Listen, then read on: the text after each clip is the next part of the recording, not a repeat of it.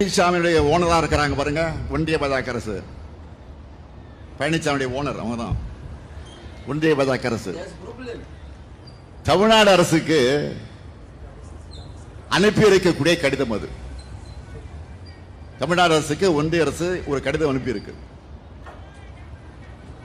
இப்படி கூட ஒருத்தரால யோசிக்க முடியுமா என்பது போல அந்த கடிதம் அமைஞ்சிருக்கு.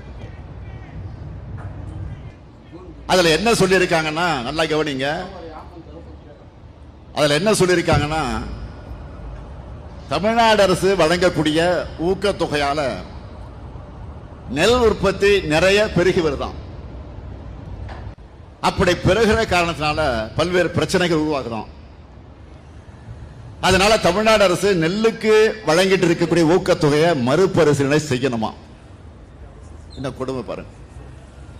மொத்தத்தில் நெல்லுக்கு ஊக்கத்தொகை வழங்கக்கூடாது என அறிவுறுத்தி ஒன்றிய அரசு நமக்கு கடிதம் அனுப்பியிருக்காங்க. அதுவும் தமிழ்நாட்டை சார்ந்தவர் என மூச்சுக்கு மூச்சு சொல்லிக்கிற அம்மையார் நிர்மலா சீதாராமன் அவர்களுடைய நிதியமைச்சகம் இந்த கடிதத்தை அனுப்பியிருக்கு.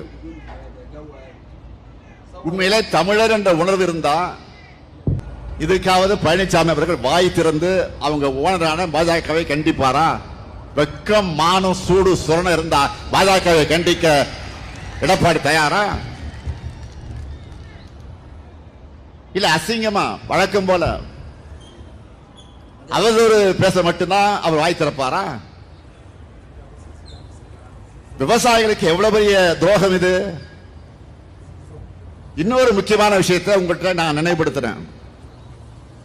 4 ஆண்டு காலம் முதலமைச்சராக இருந்த போலி விவசாயி பழனிசாமி ஆட்சியில தமிழ்நாட்டுக்கு உணவளிக்கக்கூடிய வேளாண் பெருமக்களுக்கு மாநில அரசு வழங்குகிற நெல்லுக்கான ஊக்கத்தொகையை ₹1 கூட அவர் உயர்த்தி தரல. பச்சை துண்டை போட்டுக்கிட்டு பழனிசாமி விவசாயிகளுக்கு பண்ணதெல்லாம் பச்சை துரோகம் தான் பண்ணார்.